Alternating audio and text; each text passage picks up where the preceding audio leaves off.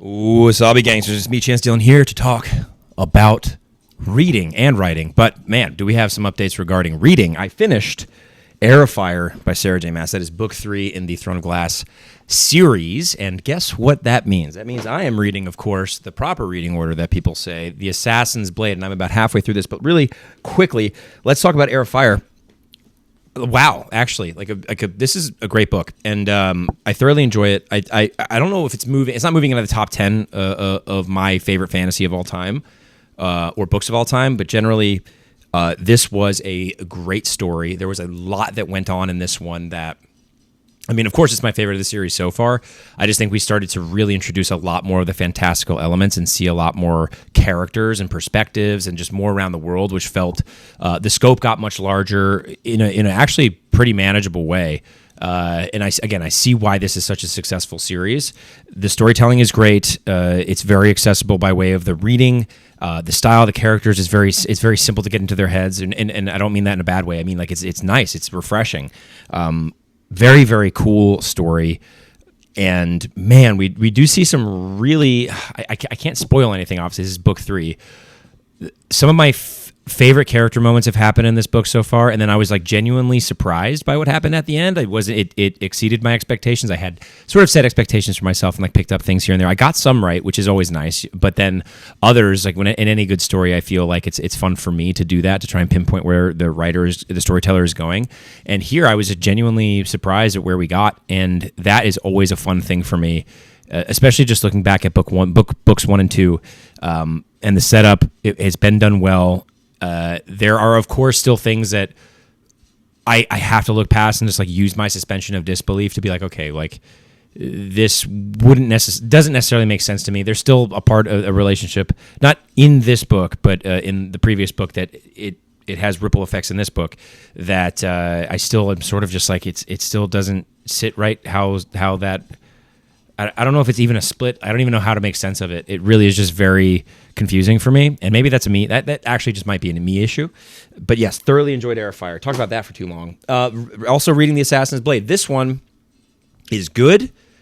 It is interesting to go back in time. I kind of like the structure of this in that we get different stories with X number of chapters here. Though the first story sort of, I'm in the third in this, which is I think The Assassin in the Crimson Desert, or the Assassin in the Desert. And the first story sort of nullifies, to me, and again, this is probably just a me issue, me being very nitpicky. Again, the writing is good, the storytelling is good, and where we are and what we're seeing is very cool. It's expanding the scope of the world. Yes, all of those things. And I am seeing the character make a choice in the first story, and then going back, which has been justified to me, as like there was nowhere else to go, in which I can sort of again suspend my disbelief and believe that. For me, I think the first story would have been well placed last, although I'm not at the end of this. I'm halfway through. I'm about to finish up the Assassin in the Desert story. Some really cool stuff actually just twisted and sort of happened, which is was set up well. And again, I sort of expected it, but that's fine. It was done well that I'm like, okay, this is cool. Like, we're going to see where this goes. And it was just like subtle enough, just subtle enough. Like, very good storytelling. This is the prequel to the first book in the series. People said that after the third book, this is what you should do. It's what I was told by people to read, which is nice. And so this one I'll be finishing up. Hopefully, I'll definitely finish it up by next week. My reading has been very good. Whenever I'm in like a writing phase, like a drafting phase, and I talk about this probably every week now, my reading just happens to be better. And I don't know why. I think just because I'm not like analytically looking at prose, which is kind of nice, and it feels like I can just sort of sit in a story and sort of evolve with it and immerse myself in it a little bit better. As speaking as a writer, I'm also finishing my reading really quick before I jump into my writing. I am listening to Red Country by Joe Abercrombie, and man, I am so mad I put this one down for as long as I did. I missed Joe Abercrombie's writing. I'm listening to the audiobook, and so I say I miss his writing, which should explain to you just how good of a narrator Stephen Pacey is, and also how good of a writer Joe Abercrombie is, that the dialogue that he creates, the character voices are just so good. I mean, he is really a master of the craft in that way. And I don't know what number book this was that he wrote, like maybe either 6 or 9, depending. I don't know if he did that YA trilogy after the First Lost trilogy. But man, I mean, just a fantastic writer, and you really do see it come out in the narration performance, which it is. It is, and of course, the elements in this story were in the final standalones of the First Law universe, which is its own trilogy, 100%. I know that they all stand on their own, which they do, but the evolving universe is such an important part of the standalones, especially if you're a fan of the First Law universe, and you should definitely start with the First Law book, A Blade itself, no matter what, if you're getting into the series. But wow, I mean, just an absolutely fantastic book. The character moments, I mean, come on. How do you beat... It actually might be the perfect Western, period. I know it's a fantasy Western, it takes place in a fantasy world. It is... it might just be like a perfect Western. It is so cool, and just like the tropes that we get, the cliche. I'll say, I don't want to say cliches, but the tropes that we get, especially if you have all the context of the previous 5 books, technically, man. And one of my favorite characters, who is a complete alcoholic, is in this book, and whenever he is speaking, Stephen Pacey's just at his best, and I actually do laugh out loud listening to it. And I'm like on walks and I'm listening to this book, and people must look at me like I'm insane. But like that's how good Joe Abercrombie is. He evokes those emotions so easily, and it's just like at the tip of his fingers. So kudos, Joe, Mr. Joe Abercrombie. Don't know you by on a first name basis yet, but no, fuck it, Joe. Thanks.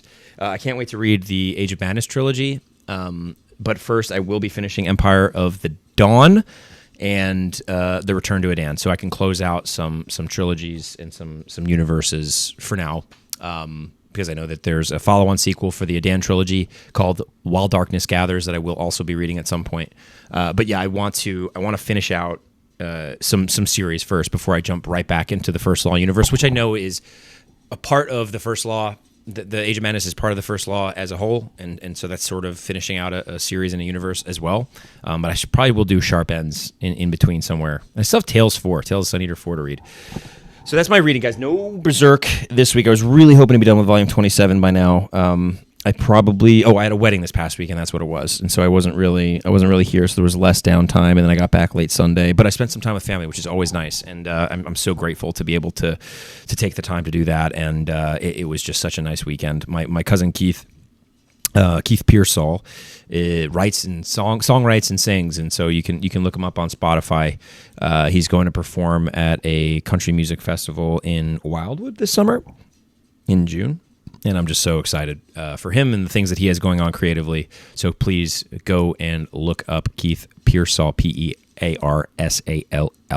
But it was really cool to spend time with my family. I think I actually have a link for him in my description still. What else? I probably said too much in this video. Writing. Okay, I am up to about 47,000 words this week. Tonight, I'm hoping to get to that 4950 mark before I send out my newsletter, which I do every Thursday. You can go to chancedillonauthor.com, sign up to the newsletter. You get a short story, the Blood Rebellion short story, in Universe Mercy. In the Mercy universe, these are my books, and also the first 3 chapters of Mercy, Tears of the Fallen, to see if you are interested in that universe at all. And yeah, man, we are just touching 50 ratings on Goodreads for Mercy Ills the Fate. So if you read either book, please go and do a review, do a rating on Goodreads or Amazon. It does go such a long way, good, bad, or ugly. It makes such a difference to the algorithm and all that jazz, but it really does help get the word out there and get the story out there. And if you enjoyed it enough to go give it a rating, I'm super grateful for all those who have. But also there's like milestones along the way that I'd love to hit, and I'm grateful that you guys are a part of this journey and doing that with me. It's really cool, because obviously it would be impossible without you. And I say impossible because I guess nowadays everybody automates everything, but like it is realistically impossible to get the word out there without you guys. And so I'm grateful for those champions of my story, of the Mercy universe, of the story, and you bringing your guys' experience to it and sharing your thoughtful thoughts in your reviews. It does mean the world. So we are about at the 48,000, I said 47,000 word mark. And again, I'm going to try and hit that 50,000 word mark to stay on that pace of that 7,000 words per week, like 1,000 a day. I had a couple days where I hit 2,000 to make up for the weekend. Then yesterday was, I'll just call it a mental health day in the evening, because it's effectively what it was. But yeah, no, I'm hitting momentum. I'm hitting stride. We are in a scene, in a perspective. This would be one of those, if I do decide to ever like split off the third volume to do a sort of a tandem situation. I'm operating in that perspective right now, which is, again, really fun because I'm experiencing a part of the world and how it's changed. And man, it is crazy, the evolution of the story from where we started to where we are now, and also the characters, just like sort of how they have evolved. And for me to experience it through their eyes and sit down and write it and put it on the page, it's fantastic. And then of course there's some great action set pieces. Which I'm like, as I'm sitting here talking to you guys, which is why I love doing this. It's sort of helping me put into perspective just like how big these set pieces are and how much more grand and maybe concise and precise I can make them, which is really cool. And to be able to communicate it to you guys in a thoughtful way that it is easily picked up versus I think the complexity going into the third volume. I don't know if I've made this public, but my goal is. And I'm going to be working with the team of editors that I've been using for the first 2 books, plus Maxwell Earp, who I did also use for the second book. And I'm working with him now, which I'm incredibly grateful for. He actually made a video, by the way, just sidebar, talking about fantasy books that saved his life. I highly recommend you go check out Maxwell Earp's channel. I think I have a link to the video, one of the videos in the description below, but like it is such a thoughtful video, and just like so grateful that Maxwell was willing to share all that with us. And so you should check it out. But the third book, I think I want people to be able to come to the third volume as if it were their first experience in the Mercy universe, which I know is a strange thing to say because you want people to come on board with like follow on chronologically, which is something that of course I'm going to maintain and do. But the way that I enjoyed Star Wars as a kid, genuinely like watching those, 4 movies, 4, 5, and 6, and then going to watch 1, 2, and 3 as I got older.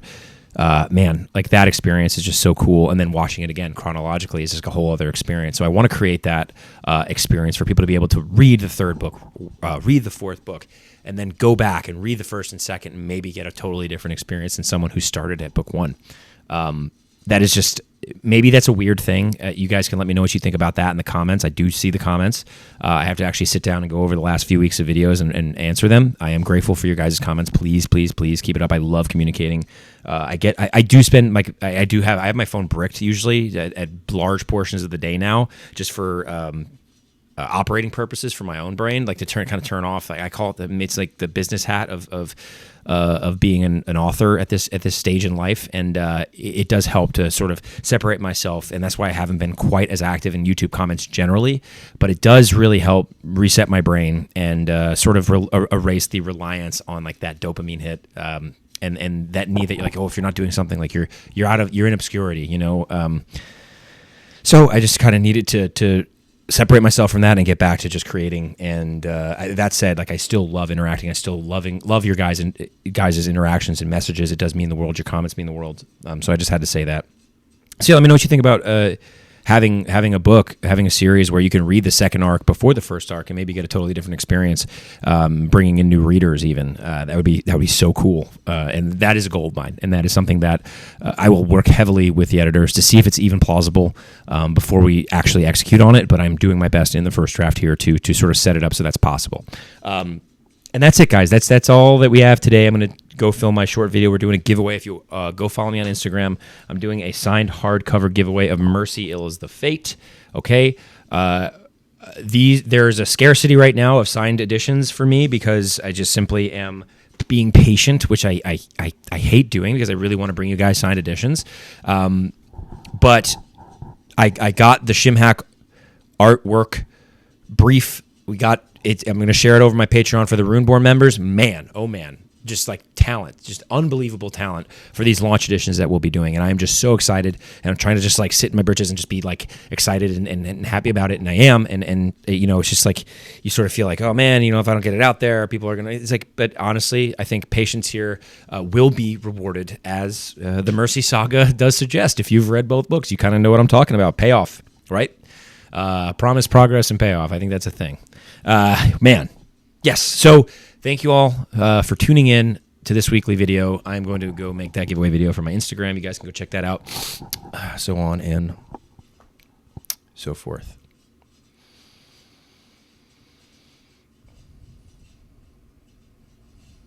All right.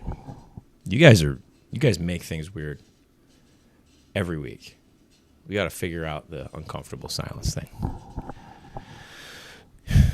You guys have control over this. You can literally turn off the video, but you're still here. It's madness. No. It's Sparta.